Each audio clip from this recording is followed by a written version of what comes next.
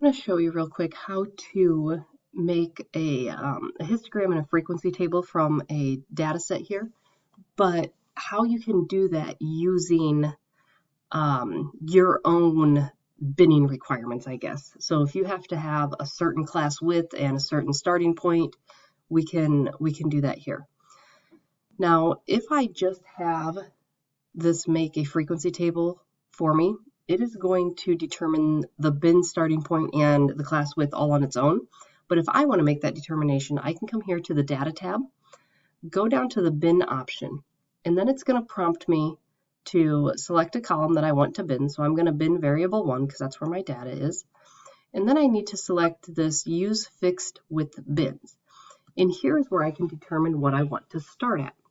So let's say for this data set, my lowest number here is 18. So let's say I want to start it at 15. I can type in 15 there, and then my bin width I can also determine. So maybe I want to go by 5s for my bin width. Okay. Once I press compute, it has now generated a new column that has the binned values in it. So what it's done is it has taken this 18 and it has assigned it to the correct class. Okay, so the 18 falls in the 15 to 20 class. 22 goes in the 20 to 25 class, and so on and so forth. Now from there, if I want to make a frequency table, I can come here to the Stat tab, go down here to Tables and Frequency, and now instead of selecting my original data set, I can select the bin data set.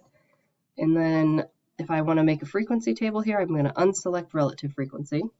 And then when I press compute, you'll notice it has now made the frequency table based off of my binning requirements that I originally set up. And it tells me how many would fall into each bin.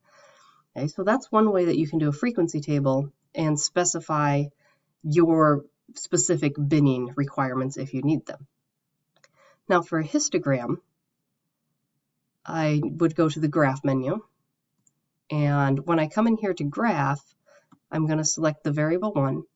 And notice within this, it gives me the option to do my binning. So let's say I want it to match that frequency table. So I want to start at 15 and have a width of 5. And again, you would set up all your access labels and stuff, press compute, and then now notice it still has that same binning as I had in my frequency table.